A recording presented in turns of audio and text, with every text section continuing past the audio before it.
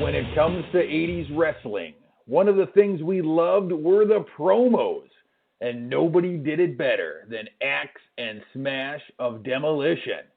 Well, now you can have them cut a promo personalized for you. Whether it's a birthday wish, celebrating an anniversary, marking a special occasion, or maybe giving your workout partner a kick-in-the-butt motivational talk, Axe and Smash can do it with their new Demogram. Live video messages from Axe and Smash. Here's a sample. Hey, this is Axe of Demolition. This is for you, Nina and Dan, on the birth of your twins. Congratulations. You got the future tag team champions of the world there. Enjoy it. Really enjoy it. Thanks a lot. Nina and Dan, hey, it's Smash of the Demolition. Just wanting to congratulate you on twins. Twins!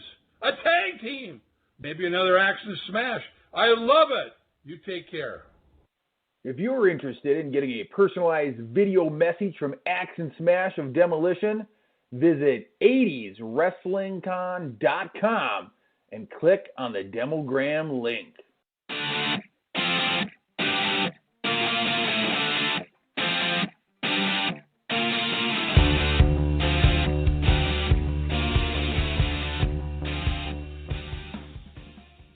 Welcome back to another episode of 80's Wrestling, the podcast, where each and every week we jump into the DeLorean and go back in time to the greatest era of professional wrestling, the 1980s. My name is Jay, and as always, I'm joined by the guy who lives, eats, and breathes 80 wrestling, Mr. Tommy Fierro. We got a big episode today. One of the greatest to ever do it is joining us live in the studio via Atlanta, Georgia. And we're so happy to know that he's feeling better and doing better. As many of you know, news broke over the last few weeks that Bill Eadie had COVID, and he's feeling much better today. We're so happy. I know fans from all around the world have been praying for him, and it's so good to have you on the show. Bill, welcome to 80's Wrestling, the podcast. How you feeling today? Oh, it's my pleasure. I feel 1,000% better, and I do want to thank the fans. I mean, I was a recipient of so many nice texts and phone calls and communications from fans, emails, and I want to thank each and every one of them for all their well wishes and their prayers, and for my family and my wife and my grandson. You know, we all came down with it. My grandson contracted it when he went back, to college face-to-face in one of his labs.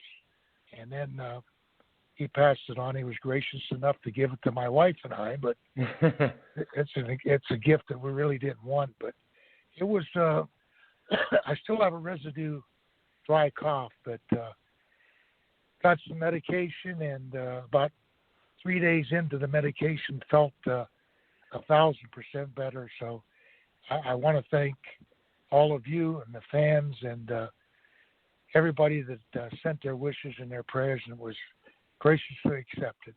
Thank God. And that's one of the reasons why we wanted to have you on today, Bill, is because the fans around the world were worried about you. So we wanted to get you on and let everyone hear your voice and let everyone know that you're doing much better. What symptoms did you have when you first got it? Was it did you know that, were you sick, or just you got tested? How did you find out? I had aches and pains, which I normally have anyway, but these were excessive, and had the dry cough. I still have it. I've got some cough medication, and I didn't take it this morning, but I didn't have any loss of taste or smell or anything like that. My wife had dizzy spells and aches and pains. My grandson had nasal congestion. So everybody was different.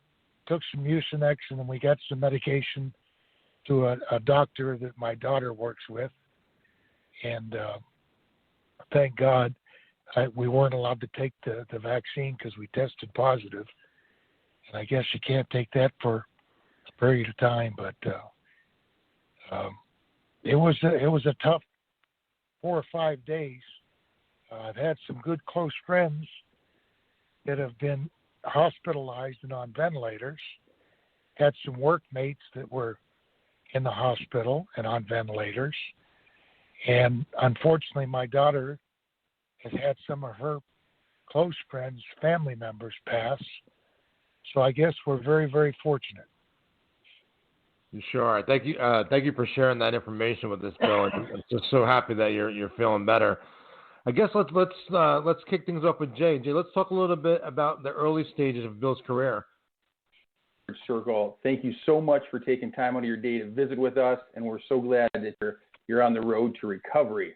Now, when you look at your career, you debuted in the 70s, and according to the internet, your last match was only a few short years ago. So you've had a career inside the ring that lasted over 40 years, which is absolutely unbelievable. You've been all over the world. You've entertained millions of people.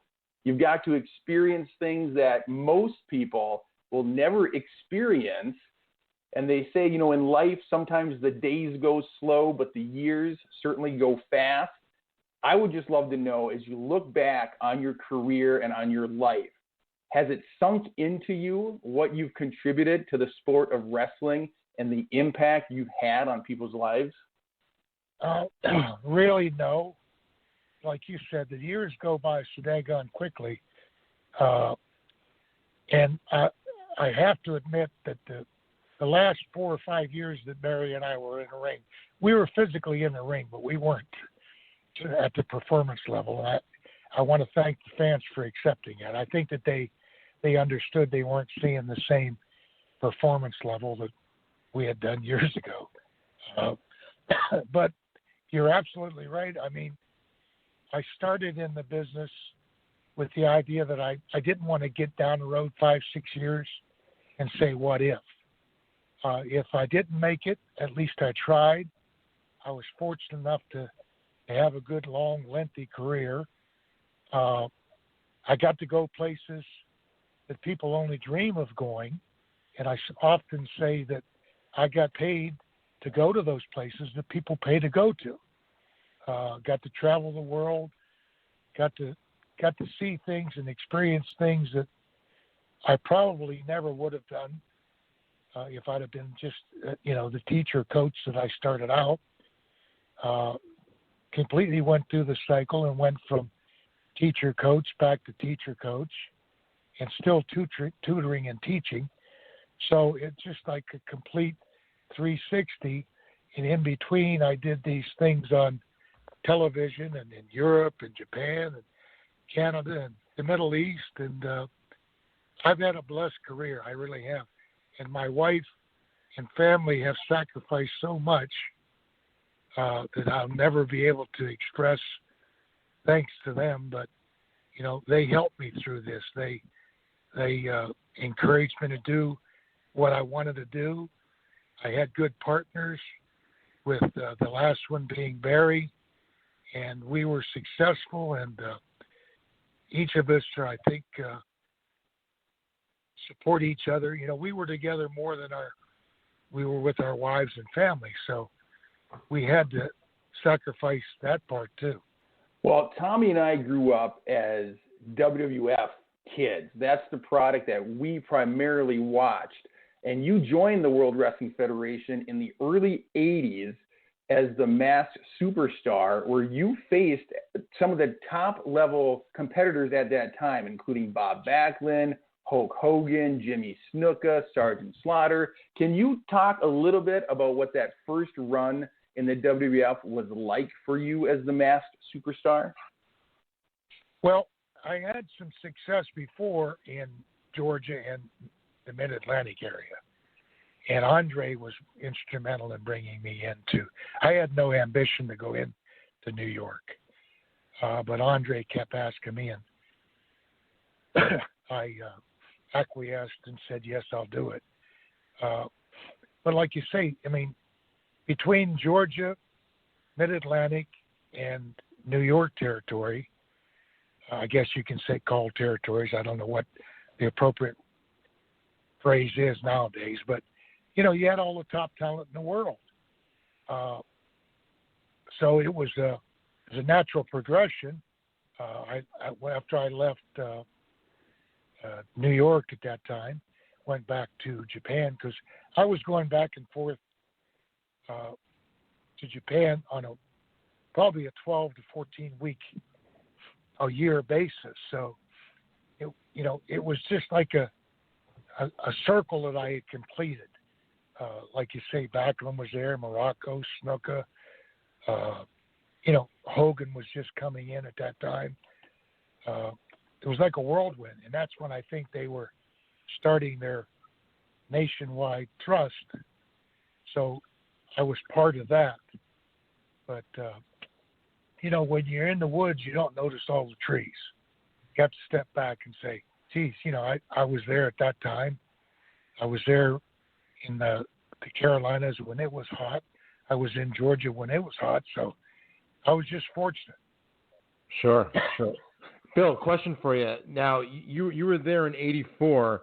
Was there rumblings or talk of the first WrestleMania when you were still there? And if not, do you wish you were still there for the first WrestleMania? Because you were one of the big names in the company before that, and I'm sure you would have been a part of the first WrestleMania. Was there talks when you were still there about that yet, or was that after you left? It probably was after I left. I don't recall hearing any rumblings or conversations about that. I'm sure that was in developmental stages, but that was now we know that was a big gamble. And you got to give Vince credit. I mean, he took the reins and ran with it. He could have submarined himself and lost everything, but fortunately for him and the guys, it took off. But no, I don't remember hearing any of that. Now, you left in '84, but you would return in 1986 when they came up with the gimmick of the machines.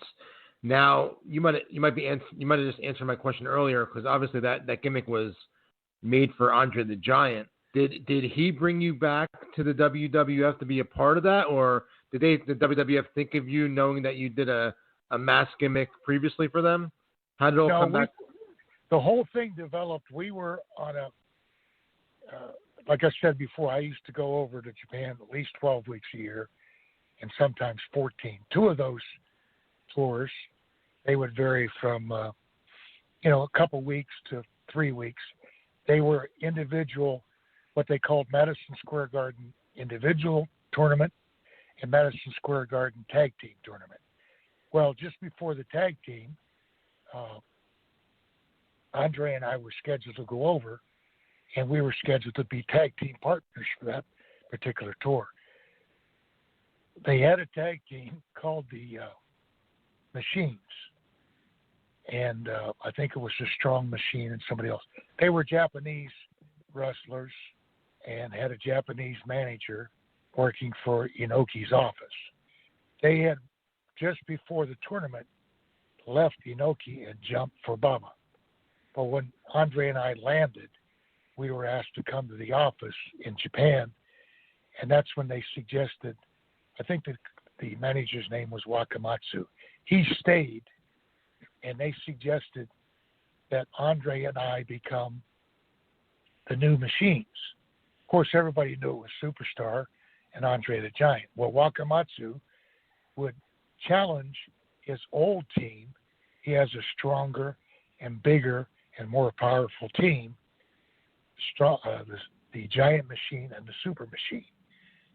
And we did the gimmick. It was supposed to be for the duration of the tournament. I think Vince got wind of it and sent Gene Okerlund over, and we did a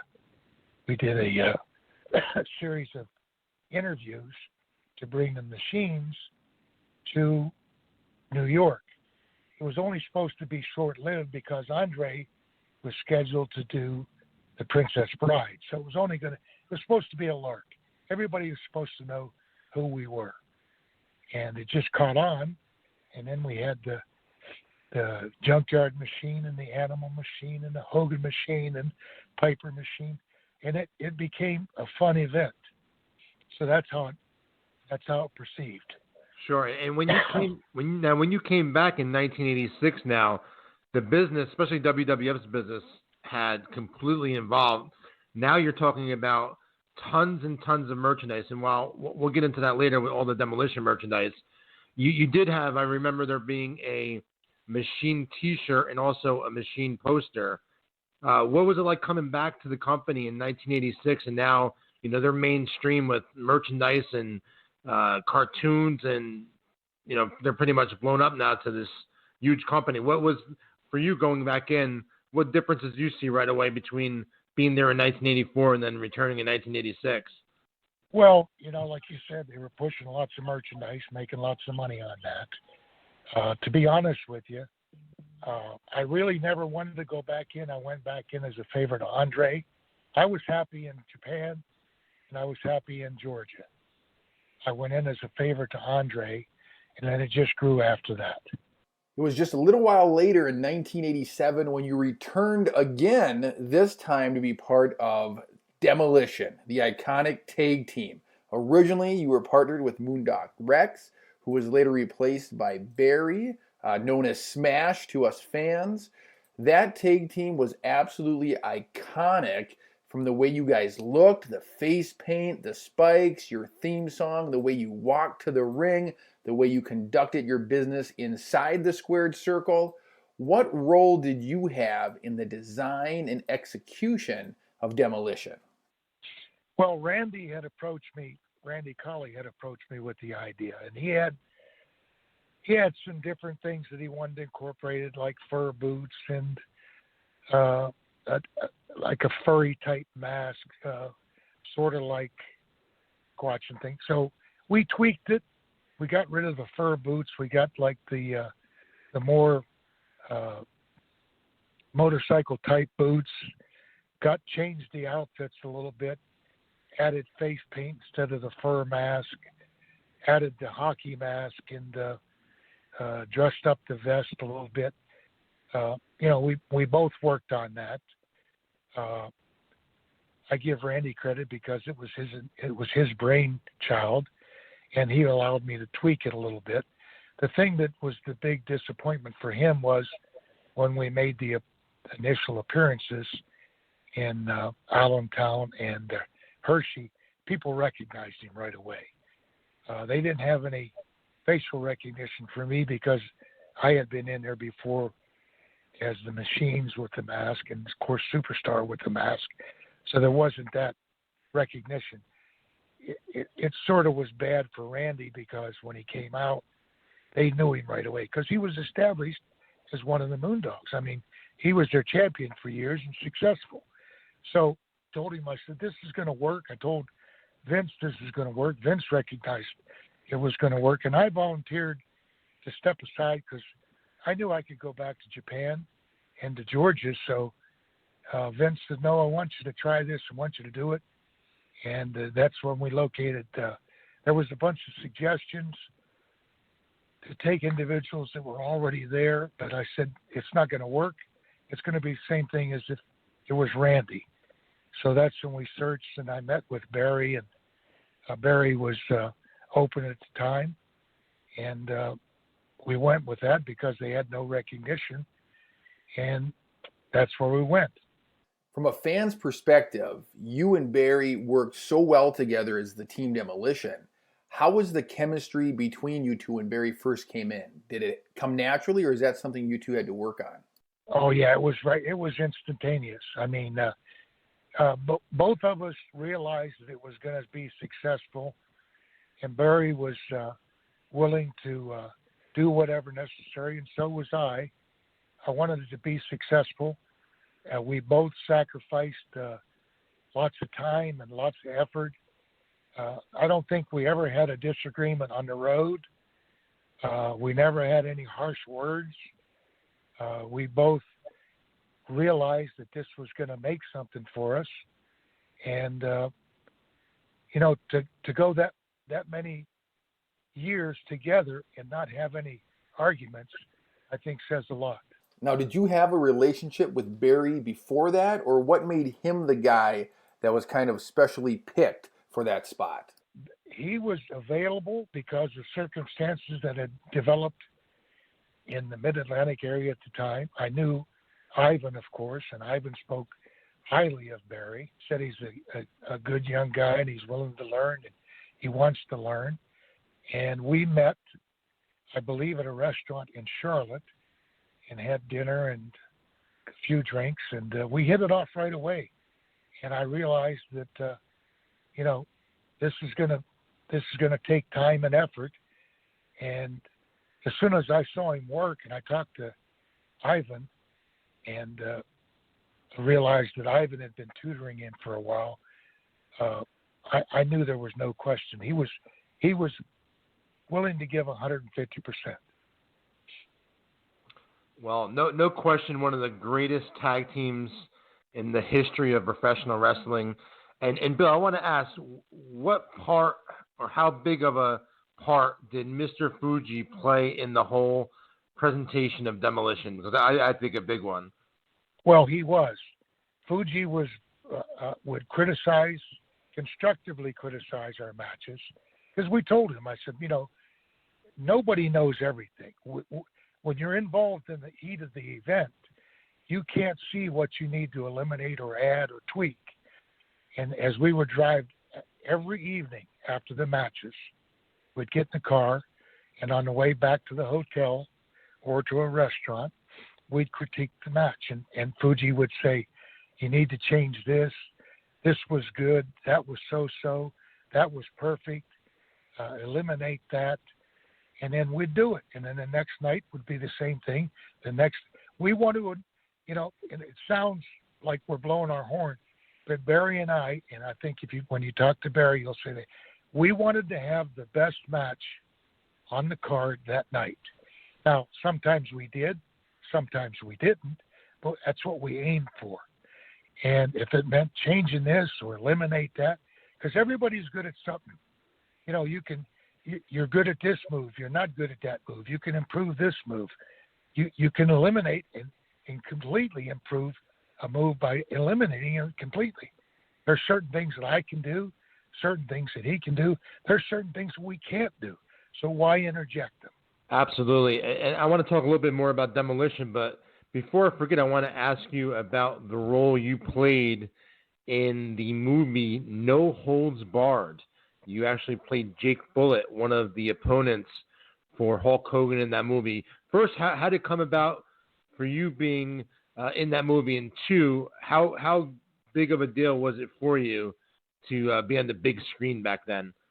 Well, it was supposed to be Barry. Initially, I think Vince had approached Barry and suggested that he do it, which meant that I had a day off, which I was happy. And then a couple weeks later, it changed, and Hogan asked if I would do it. And I said, well, if you clear it with Barry, there's no big deal. And Barry was gracious enough to say, yeah, which meant that Barry now had a day off, and I didn't. So it was pros and cons, because if you remember back then, we were working 7 days a week, months at a time without any days off. So a day off was cherished. But long story short, I met Hogan at the airport here in Atlanta. We went over what we were going to do. I think we had a 12 or 15 minute match that we worked on mentally. We went to the gym that night, got up the next day, got prepared, got our makeup and all that stuff on, went into the ring, and the bell rang. We did our match. The director said, perfect. And Hogan said, hey, we're okay. And they said, well, what do we do now? And Hogan said, we're done. So they wanted us to go over it and this and that and this and that. But we did one take, which we were used to doing one take with our interviews and one take with our matches and so forth. So we did do a couple still pictures and things like that. But about a half hour into it, we were done. They had the people scheduled there all day. So we left, and it was a one-take thing. As far as being on the screen, I told my parents about it. So when the movie came out, they went to the theater to watch it. And it was, as you remember, it was right at the beginning of the movie. Sure. Well, I think that my mom and dad were looking for acts. They watched the movie, and they watched the credits, and my mom said, heck, Bill wasn't even in it. Until they watched the credits, and it said I was in it, and my dad said, where was he? So they had to watch it a second time to realize that it was at the beginning of the movie. So did they buy another ticket to watch it? Well, no, it's a small town they live in. And they just stayed in the movie theater and rewatched the beginning. And then after they saw the beginning, they realized it was me, but they didn't recognize me because they were looking for somebody else. That's great. Yeah.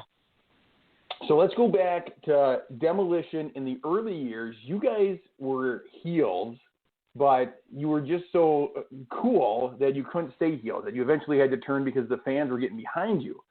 From your own personal opinion, do you prefer working as a heel or do you prefer the babyface role?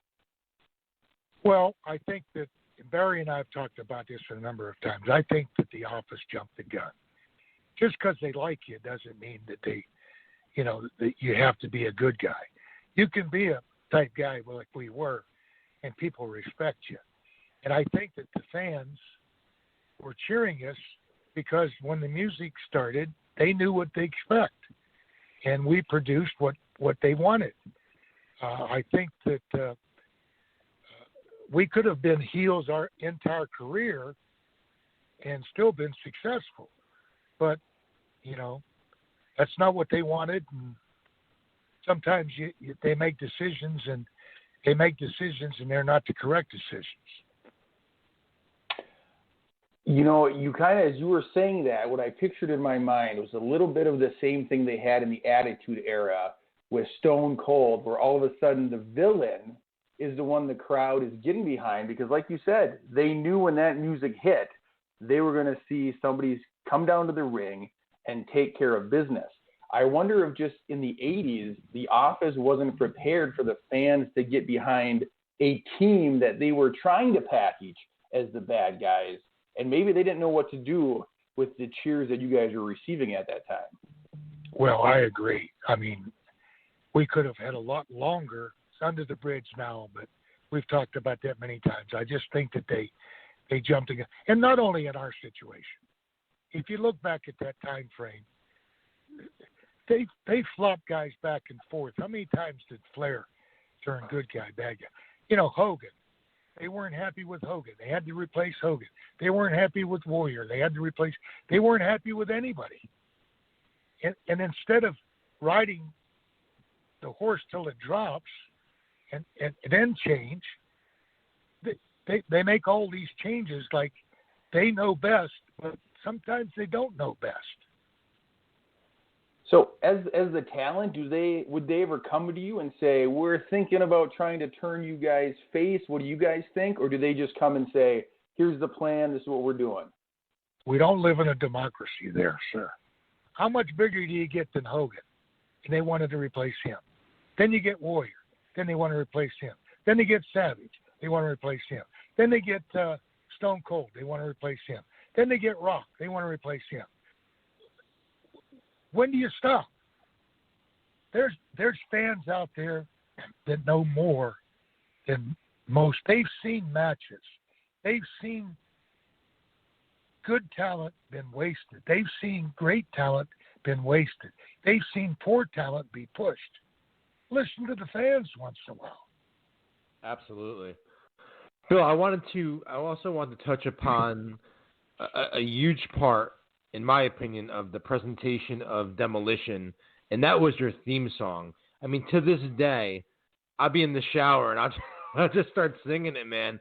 That song was so catchy. It totally made that gimmick, in my opinion. How cool was it for you? I mean, obviously, you guys, you knew how great that song was, but how cool was it just being these badasses walking down to the ring in front of 20, 30,000 people with that song blasting throughout the arena? that had to give you goosebumps. Well, when Jimmy Hart presented it to us, both of us said that matches us. That's our gimmick. I mean, it's not tweaky, it's not cutesy. It's heavy metal, and it fit our gimmick and our character. And recently we've met all the people that was involved in it, and I'm telling you, my daughter at that time was in high school playing it here in Atlanta on the radio stations. Wow. And it was popular on mainstream radio. And even today, when we go to these events and the music hits, and it gives you a chill. I mean, it really does. It's something that it stands out. And I often, every time I see Jimmy Hart in a signing or something, I thank him, because it set the stage for us. I mean, it set the stage when the music hit and before the curtains opened and we stepped out. People knew that something was going to happen. Now, Bill, let's talk a little bit about Crush getting involved with the Demolition. How did that all come about that they added a third member? You were injured at the time, correct? No, I had like I said before, I went over to Japan about 30-some tours, anywhere from 10 weeks to 16 weeks. And during that time, consumed a lot of sushi, a lot of shellfish, and I had developed a allergic reaction to shellfish, shrimp, lobster, etc. I had a dinner with my wife before going to a movie of shrimp.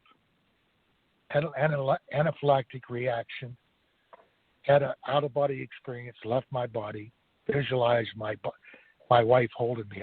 I'm going up in thank God I thought it was heaven, and was in the hospital for a week. And during that period of time, kidding with Vince, and they brought in Crush to replace me, because they weren't sure if I was going to be able to continue. And was at Emory University, and the doctor there, the heart specialist, gave me a medication, and the first medication brought my heart rate back to normal. So in the period of time, I had 4 weeks off. That's when they brought Crush in. And I was going to go into a different position, eventually into an agent's position. But that changed over time, so that didn't materialize. But that's when they brought in Crush.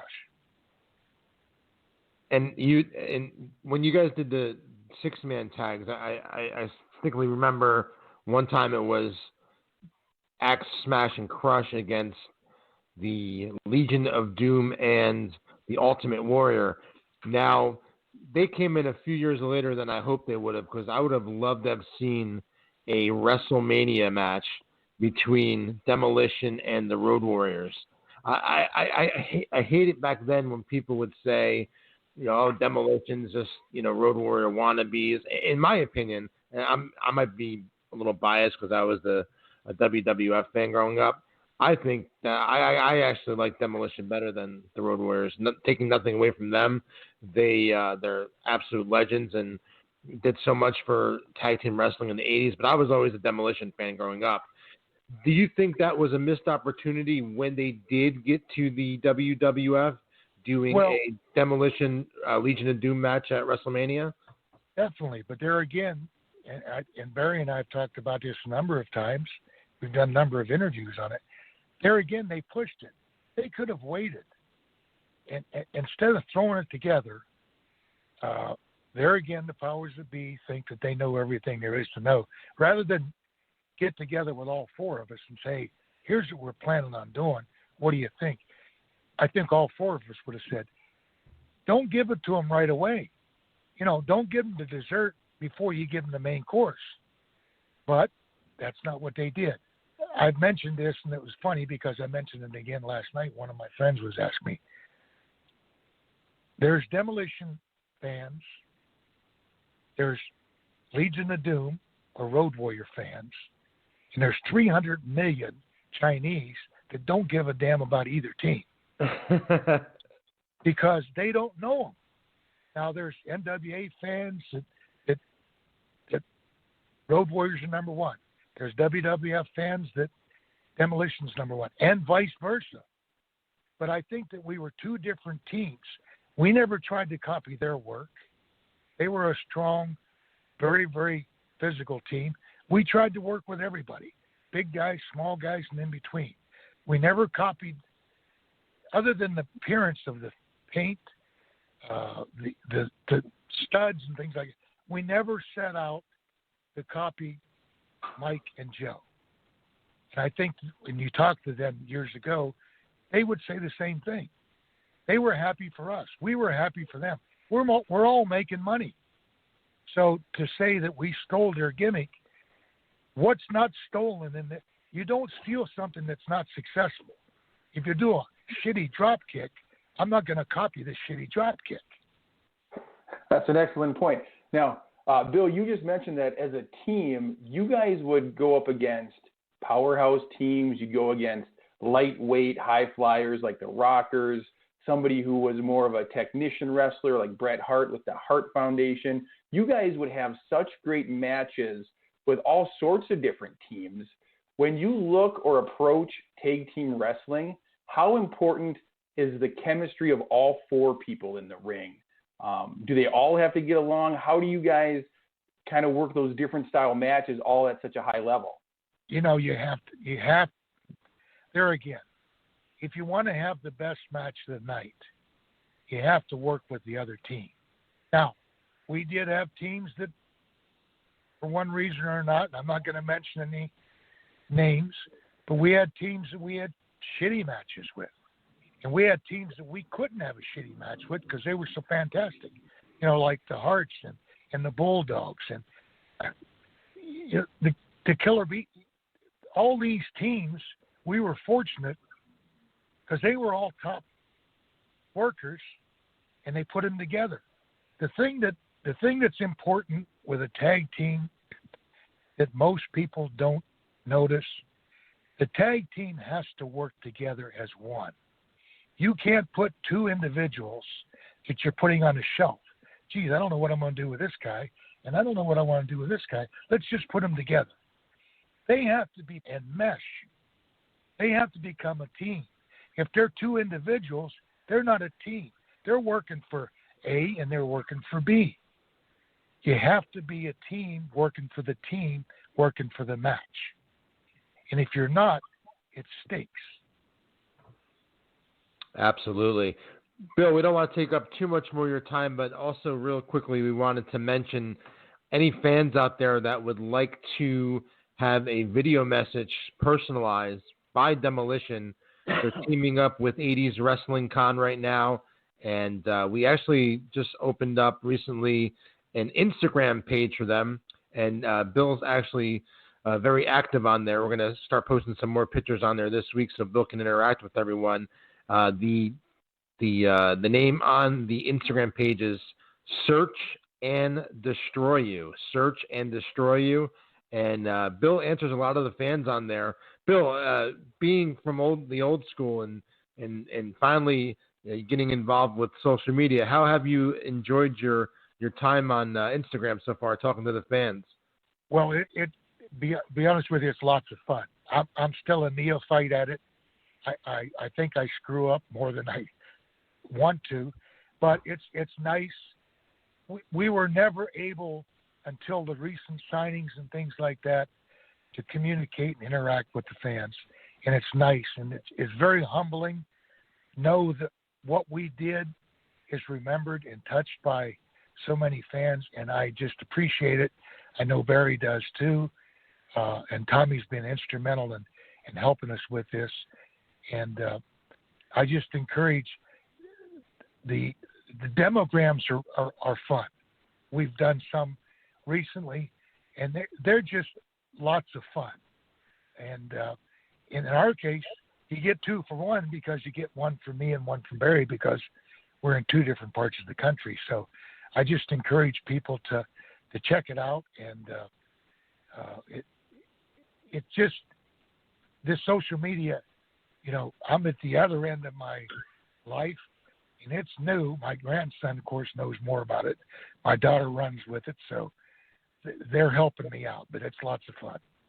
Absolutely. And anyone out there that's interested in learning more about getting a demogram, you can visit our website, 80'swrestlingcon.com. Again, that's 80'swrestlingcon.com. We're going to be working on some more projects with Demolition as well in the year 2021. I told Bill I'm in the process of opening a store in New Jersey within the next month or so. So I've been really busy with that the last couple of months. But as soon as I settle in, I'm going to get with them, and we're going to work on some projects this year, some cool and exciting stuff. But, Bill, I don't want to take up too much of your time. I thank you so much for joining us on the podcast today. And the main reason was to just let all your fans out there know that you are, in fact, feeling better, because through running your Instagram page, a lot of people reached out to me to ask how you were doing as well. So I thought it was important to get you on here today and just, let all the fans know you're doing better. Appreciate it, my friend. And I appreciate all the prayers, the well wishes from all the fans and my friends. It's been very humbling, and my wife and I both appreciate all the concern. This COVID mess is. I hope that it gets cleared up. Too many people are suffering, and I hope that the government finds out how to handle this. I'm not throwing stones at anybody, but I'm not sure that anybody knows exactly what to do or how to handle it. But hopefully that we don't lose any thousands of people that we've lost so far. So I just trust that everybody stays safe. And I got a little pissed off coming to work this morning. I stopped at the station to get some coffee, and first thing I noticed in there's 4 or 5 people with no mask, and I didn't say it, but I'm saying, what the hell's wrong with you people? At least put that first phase of protection on, but you can't tell people what to do. So sure. I actually got my first shot about an hour before we taped this, Bill. Great. Yeah. Well, we wish you and your wife and family all the best. We're so happy that you're feeling better, Bill. And everyone out there, again, head over to 80'swrestlingcon.com now to find out more about how you can get a personalized demogram for you. Bill, thank you so much, and we look forward to talking to you soon. All right, my friend. Thank you very much. Appreciate it. All right. Well, there you have it, folks. Bill Eadie, one of the greatest of all times, Demolition. Jay, that was a great interview, huh? That was a fantastic guest, superstar. What a special guest. You can't even call it special. Special doesn't do it justice. One of the all-time great 80s wrestling superstars. And what a nice, genuine guy. Like, just to hear him tell stories and to interact on a personal level. Absolutely. And like I said, growing up, he was one of my all-time favorites. Demolition. Like I mentioned earlier, when that theme music hit, and I'm sure I'm not alone when I'm saying this, and if you're listening to this podcast, chances are you are a big 80s wrestling fan. When that song hit, man, I know you get chill. I still get chills when I had them for a virtual signing back in November, leading up to the signing. I was, listening to that theme song for like the week leading up to it, and it just. I know exactly what you mean, Tommy. That theme song fits them perfectly. Like I said, one of the most iconic theme songs, matches the team. You can't get much better than the Demolition theme. Yeah. So when I had them up here for the virtual signing back in November, obviously everyone knows, Cameo is a big thing right now, and a lot of wrestling personalities are on there. But however, it's not just wrestling; it's all sports figures, celebrities, everything. So all walks of life that have some notoriety on there. So my idea was, and something I'm working on right now, is to do something. I don't want to give too much away, but do something where it's just wrestling, as far as doing messages and videos and whatnot. So I approached them when they were up here about doing that, since they weren't associated or doing anything with Cameo. And, I explained to them about, the following we had on social media and how fans around the world would be able to interact with them. And one thing led to another. And I said, hey, Instagram, that's another big thing. So they asked me to run their Instagram page for them, which is awesome. Growing up as a kid, one of my favorite tag teams of all time. And here I am in the year 2021. I'm running their Instagram page for them, and now I'm doing Demolition video messages with them, and I'm working on a couple other projects with them as we speak right now as well. So it's just so cool, Jay. Being a fan growing up as a kid, they're one of your favorite tag teams of all time, and now you're working with them, doing different projects with them. It's really neat, For you to be on that end of it, where you're working on a professional level with the guys you grew up watching, is absolutely unbelievable. I bet you have lots of pinch me moments where you can't believe you actually get to do what you do. And then on the other end, for guys like me, the everyday fan, we've never had this type of access to our superheroes before. And so now you can get a personalized video message wishing you happy birthday or congratulating you on a job promotion or whatever it is. Back in the 80s, we had no way of reaching out and connecting with Demolition. Now they have an Instagram page. You can follow them. You can reach out to them. They get back to you. You can get a demogram. Like, what a time to be alive, my man. You're so right, though, about not having an opportunity to interact with wrestlers back then. Obviously, there was no – in the 80s, there was nothing like this. I remember the first time I met a wrestling personality was when I was a little kid. There was WWF wrestling at William Patterson College in Wayne, New Jersey, which is the town I currently live in. And every couple months, WWF would come to William Patterson College, and they would do, the B shows. But it was after this B show at the William Patterson College, me and my mom went across the street to a pizzeria called Brother Bruno's and got something to eat after the show. And Dick Worley was in there eating, and I got to get an autograph with him and take a picture with him. And it was so cool. That was my first time ever meeting someone. And, even though it was Dick Worley, to me it was the President of the United States. I'm a little kid and meeting a wrestler. So, how things have evolved so much now, you can get video messages sent to you and interact with them on social media.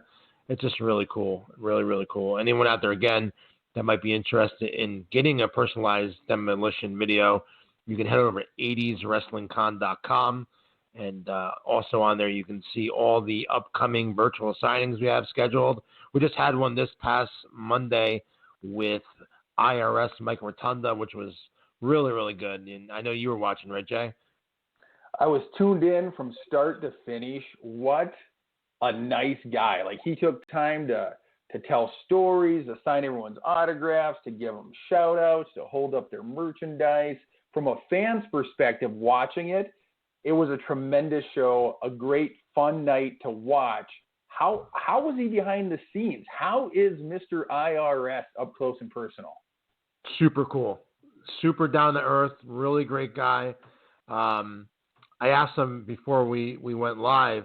Obviously at this point in 2021, there's no kayfabe and there's no hiding stuff. Obviously, everyone knows that he's the father of Bray Wyatt and also Bo Dallas. I had mentioned to him, is it okay? Do you want us to stay away from the host or the pre-show people talking about Bray Wyatt? And he was fine with it. He didn't care.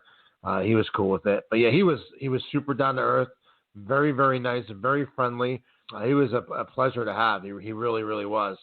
And again, we had to, as we mentioned on last week's episode, Jay, Jumpin' Jay, as Mike Rotunda called you on the show this past Monday, and which is now your name here on 80's Wrestling Podcast, Jumpin' Jay. We gave him a shout out.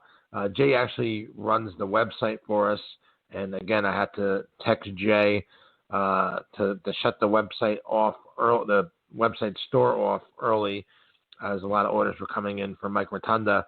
And any upcoming signings, I encourage you to get your orders in advance, because this is a few shows in a row now where we had to close the store down early. And I know some people wanted to order photos after the website store for him was shut down. So I encourage you all to get your orders in advance. Our next one is Monday, February 15th with Ron Simmons. February 22nd, we have the Powers of Pain, the Warlord and the Barbarian. March 8th is going to be Wendy Richter. March 22nd, we are going to be doing both Cowboy Bob Orton, and making his first ever appearance doing a wrestling autograph signing is former WWF announcer Craig DeGeorge. And then on March 28th, Sunday, March 28th, we're going to be doing Virtual Mania with Jake the Snake Roberts, Haku, Skinner, and the Orient Express. That's the only time we're ever do an event on a Sunday. We're actually going to be branding our Monday night virtual signings, and we're going to be adding more as well. April 26th, we have Stan Hansen. We booked 2 in May so far, one with Ken Patera, one with Nikita Koloff. June, there's 2 already with the Rock and Roll Express and the Head Shrinkers, which we just announced last night, Samu and Fatu, known as Rikishi now.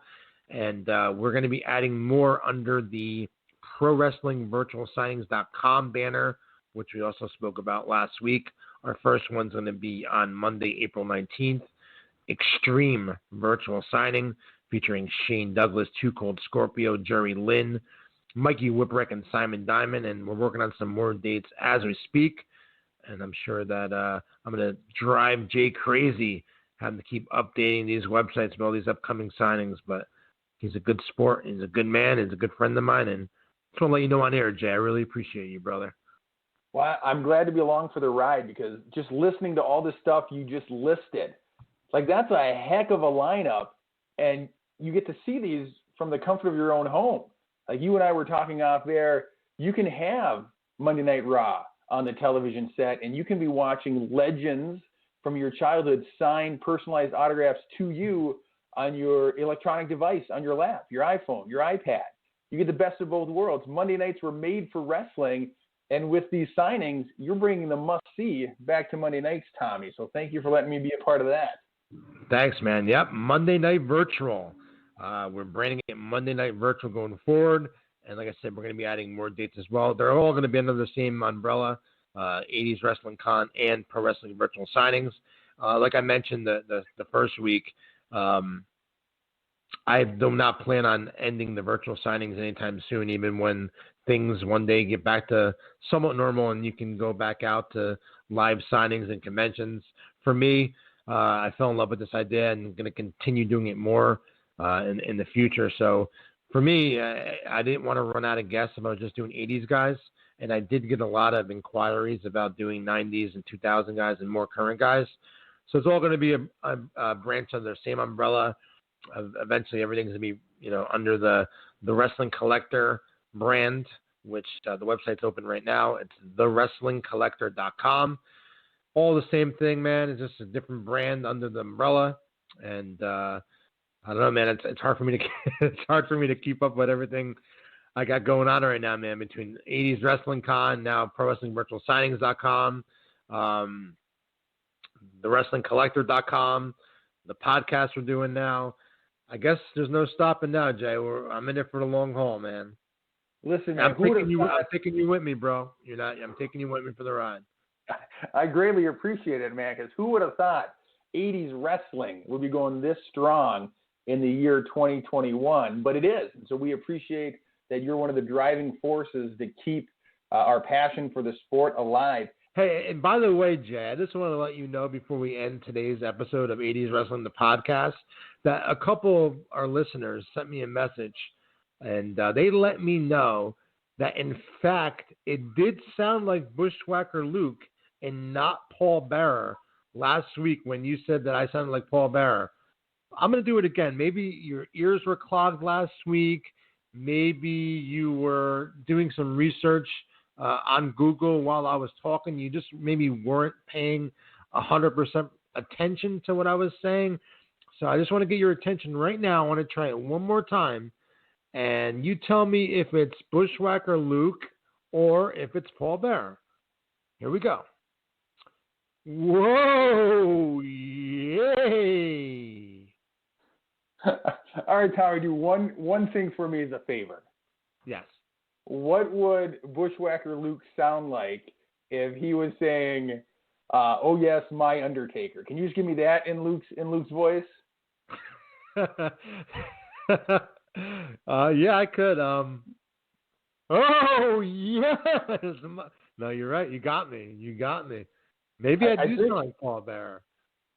It's Let me try it again. Whoa! Yeah, I can't do it. You're right. It's not as high pitched as a Paul Bearer, but it's got the same shakiness to the voice. That's why I was confused. You might be right. If I could have had the visual of you, putting your arms up and down and you licking the head of the guy next to you, I probably would have got the Bushwhacker imitation. That was more of a physical impression. Bushwhackers are. You got to do the arm movement. Yes. Yeah. Well, I'll tell you what, man, that was a great episode today with Bill. He had a lot of great things to talk about, a lot of great things to say. Again, Demolition, one of the greatest tag teams in the history of professional wrestling, and it was a true honor to have him on the show today. What do you think, Jay? Maybe we should have another guest next week. What do you think? Anytime we have a chance to hear the voice of one of our wrestling superstars from our past and ask them questions and bring their stories to the ears of the listeners, I think it's a big win. You got a bunch of connections in the world of wrestling. I don't know how you are able to get who you get, but if you can score another guest, I think it's all the better for the show. Yeah, I think we'll have another guest next week. I don't know who yet, but I'll do some digging this week for you. I think we should get the Bushwhackers on, and you can do your impression for them. You got me, man. I'm not gonna bring it up on the show no more. I really thought you weren't listening to me, and you weren't giving me the proper credit for my Bushwhacker Luke impression last week. But I think you put me on the spot today, man. When you asked me to do it, saying something about the Undertaker, I have to admit it did sound a little bit like Paul Bearer. So I do apologize for putting you on the spot and second-guessing your opinion of my voice. And I'm just not going to bring it up anymore. I think that you win this one, Jay. Listen, it's two things. First of all, your Iron Sheik impression was spot on, and I told you that. That's spot on. The second thing is, maybe Paul Bearer was a Bushwhacker fan, and that's where he got his idea for the voice. We don't know. You never know. You never know. Jay, anything you want to sign off with before we end this episode? Great show. It was awesome to sit down with Bill. What a tremendous talent, but more importantly, what an awesome human being. What a great person to take time out of his day and visit with us. So thank you, Tommy, for setting that up. Absolutely, man. And until next week, everyone have a great weekend, and we'll catch you next week right here on 80's Wrestling Podcast.